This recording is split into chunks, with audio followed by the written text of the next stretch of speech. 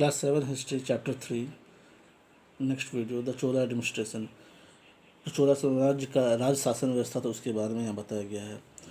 The Chola administration was highly organise, king was the head of the administration. तो चोला साम्राज्य का राज का था वो बहुत ही ऊंचे दर्जे का था।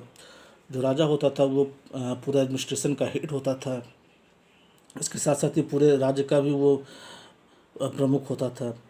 अपने सलाह के लिए वो बहुत सारे मंत्रियों को उसने विभागों का बंटवारा कर दिया जाता था, ताकि सारे विभाग के बारे में सारी जानकारी उसके पास हो। वो हर दिन सारी जानकारियाँ अपने मंत्रियों से लेता था। इसके साथ साथ उसके पास एक बहुत बड़ी आर्मी भी होती थी, सेना होती थी, जिसमें हाथी, घोड़े, लगभग 1.5 लाख के करीब लगभग सैनिक होते थे, जो 7 रेजिमेंट में जिनको बांट दिया जाता था। इसके साथ साथ प्रोविजनल गवर्नमेंट जो थी, यानी कि उसकी जो प्रांतीय व्यवस्था थी, वो भी जैसा कि हम आज देखते हैं कि शहर के अंदर, एक राज्य के अंदर बहुत सारे शहर होते हैं, शहरों के अंदर जो गांव होते हैं, इस तरह से उसे डिवाइड किया गया था, जिसे मंडलम भी कहा जाता था। और बहुत सारे मंडलम के अंदर छोटे छोटे वेलेंडास होते, जब वेलेंडास के अंदर में जो थे वो छोटे छोटे गांव या विलेज होते थे, जिन्हें ग्राम से और विलेज भी कहा जाता था। इसके साथ साथ जो विलेज एडमिनिस्ट्रेशन थी, गांव की जो शासन व्यवस्था थी, उसको भी बहुत अच्छे तरीके से डिवाइड किया गया था, जैसा कि पिक्चर में हम देख सकते हैं। The villages were main centre of the administrative and cultural life in South India.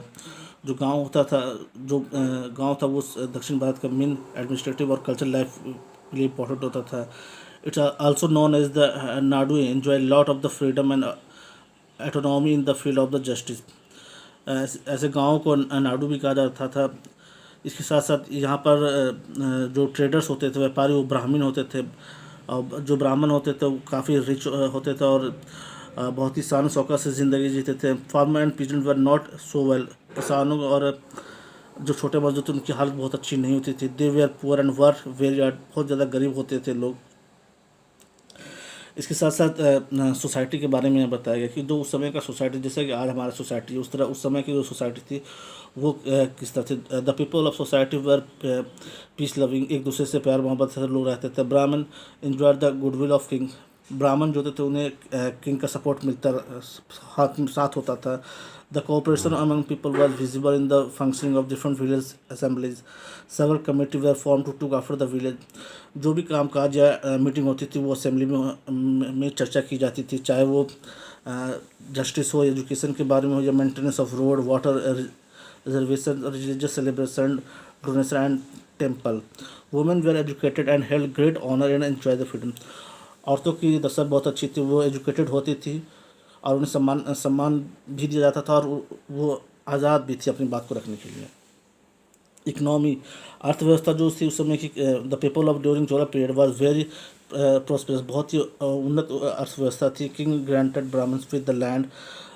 जो ब्राह्मण थे उन्हें ज़मीन दान में दी जाती थी। The Brahmin were expanded from paying taxes. The Cholas built network road for the purpose of the trade.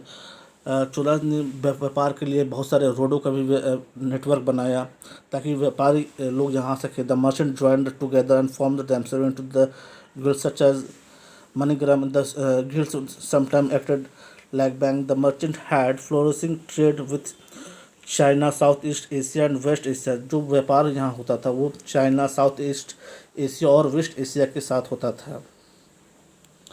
The prosperity of the coastal town of the Gujarat, Maharashtra, Kerala and Tamil Nadu had attracted the many foreigners like Arab and central Asia settled in India. इसके साथ साथ महाराष्ट्र, केरला, तमिलनाडु को के भी लोग भी पहुंचते थे। इसके साथ साथ अरब और सेंट्रल एशिया से के जो लोग थे वो भी यहाँ पर व्यापार के लिए आते थे। रिलीजन, धर्म, Hinduism was the main religion in the south India. Hindu धर्म ही दक्षिण भारत का एक प्रमुख धर्म था। Buddhism and Jainism extended and Islam and Christianity also followed. उसके बाद बुद्धिज्म, जैनिज्म, इस्लाम और क्रिश्चियनिटी भी यहाँ पर फिर पहुँचने लगी।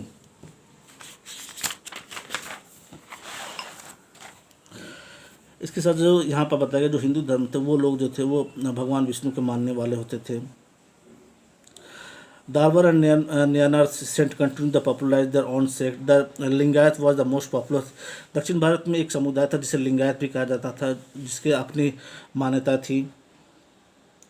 The philosophy of the Adi Shankaracharya is also known the Advaita. जो हिंदू धर्म गुरु थे आदि शंकराचार्य, उनके known as the Advaita. The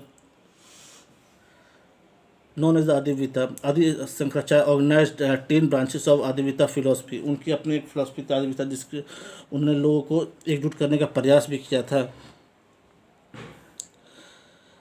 He believed इसके साथ साथ he believed that the God and soul are two different things. He purged the bhakti towards Krishna, Nagapatnam and Kanchi. उसने लोगों को एकजुट करने के लिए भक्ति यानी गीत के द्वारा लोगों को एकजुट करने का प्रयास भी किया था. इसके साथ साथ the rule of the patronize Islam and कैस्टिटी अलॉन्ग विथ जैनिज्म. इसके साथ साथ वहाँ पर बहुत सारे धर्म भी फलते फूलते रहे, जिसमें इस्लाम, कैस्टिटी और जैनिज्म भी थे. Education and learning. In the field of the education and literature too the Cholas made great progress. Cholas period में एजुकेशन और लिटरेचर था वो काफ़ी अच्छा प्रोग्रेस कर रहा था. इसके साथ साथ ही education, medicine, hospitality and employment to large number of the people. Sanskrit and Tamil were the language of Cholas. Sanskrit और तमिल वहाँ की मेन लैंग्वेज थी. The Cholas encourage the study of grammar, astronomy, philosophy, art and other science. वो लोगों को चोलास जो थे उन काफ़ी सपोर्ट रहा था लोगों को ग्रामर, एस्ट्रोनॉमी आदि के बारे में. The Ramayana of the Kamban in Tamil was translated. Ramayana को तमिल में भी कंबन ने लिखा था. इसके साथ साथ बहुत सारे कवि हुए जो समय बड़े बड़े महाकाव्यों को अपनी भाषा में लिखा, जैसे महाभारत को तेलुगु में लिखा गया. Poet like Pampa Ponna and Ranna work in the Telugu grammar. They are known as the three jewels of the Kannada literature, जिन्हें three jewels of Kannada literature भी कहा गया था. Art and architecture. The dynasty of South India were great builder of temple. अगर देखा जाए तो हम देखते हैं कि दक्षिण भारत में से बहुत से मंदिरों का निर्माण किया गया जो ग्रेट आर्किटेक्चर का नमूना पेश करता है. The Chola temple so the specially of the Dravidian style the most famous temple of this period. ज़्यादातर दक्षिण भारत में जो मंदिर है वो द्रविड़ स्टाइल में बने हुए हैं. उसके एग्जाम्पल पे आप देख सकते हैं बृंदेश्वर टेम्पल जो तंजौर में है. The Cholas are also famous for the art of moulding the statue of the dancing Shiva. के साथ साथ जो स्टैचू बनाए जाते थे, जो डांसिंग शिवा के स्टैचू वो भी काफ़ी फेमस रहा है. The statue of the dancing Shiva is a wonderful work of the Chola art and the also most important treasure of Indian art. जो भारतीय कला संस्कृति के लिए महत्वपूर्ण स्रोत रहा है. That's it, chapter close.